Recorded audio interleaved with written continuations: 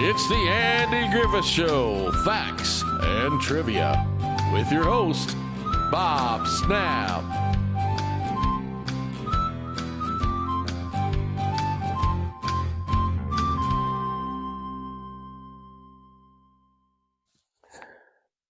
Hi guys, welcome to the Andy Griffith Show, Facts and Trivia. Thank you for being here.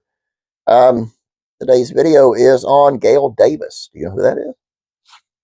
Yeah.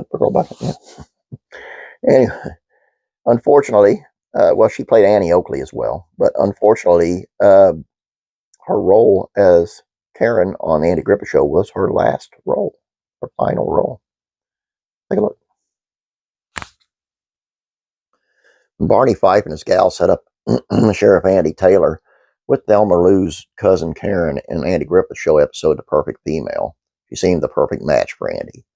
She can play guitar and sing, and he's even surprised to learn that she likes shooting sporting clays.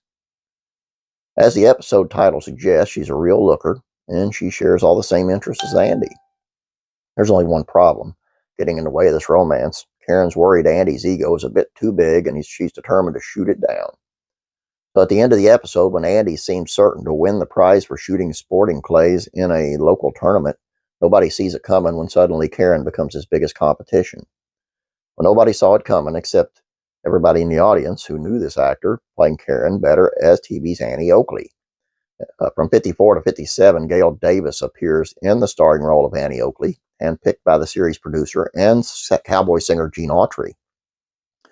Autry once famously called Davis the perfect Western actress, to which the Andy Griffith Show episode title likely calls back. You see, Davis just didn't play a sharpshooter on TV when she was a little girl. Before she even learned to sing and dance, she learned to shoot during a target practice with acorns, growing up in her small town in Arkansas.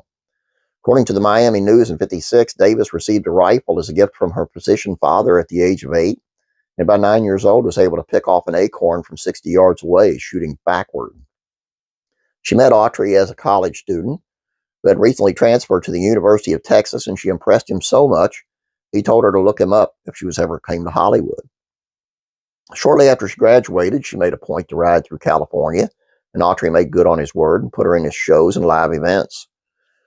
In 56, the Charlotte Observer described Davis as she appeared at a local show, saying, with her yellow hair and pigtails down her back, wearing her flat cowgirl hat, she was as tiny and dainty as a dressed-in China doll with a 6-gun on her hip and toting a shiny-barreled .22 rifle.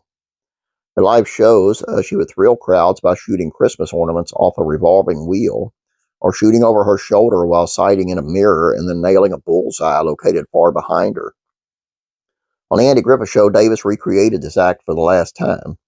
Knowing more about her history makes the comedy of the final scene as brilliant as the rhinestone hats Davis wore once tossed to young fans.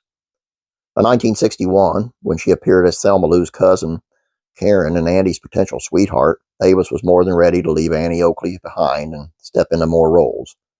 Sadly, she instead felt that she had become typecast and never found the success she deserved.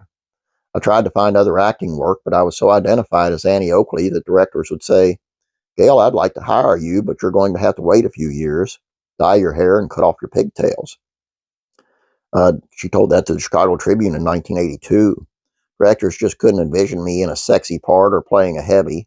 I was always going to be Annie Oakley, so as they say, I retired. Thus, the Andy Griffith Show would be the last time she ever appeared on screen. And what a shame that is, because she really was a very pretty girl and a really good actress, I thought. And I knew she could shoot, but I didn't realize she could shoot that well. I would like to find some videos of her shooting if there's any out there. I'd really like to see the acorn thing. That's amazing to me. Hope you guys enjoyed this. Please don't forget about classic country rock music facts and trivia. Today it's on Eddie Van Halen and how he had two guitar heroes that he thought he was never on the level of. Eddie Van Halen, can you imagine? And classic TV facts and trivia, it's on Dan Blocker, who played Hoss Cartwright, and how he would not play in any segregated theaters. Good for him. That's all I have for you here. Please keep the recommendations coming in for that other channel, for the Beverly Hillbillies channel, as it will be changing soon. And I will put up a poll for everyone to vote, but I need recommendations. I need ideas to put in that poll. So please don't forget to like this video, and please subscribe if you have not yet. Have a great day. God bless. Be praying for you.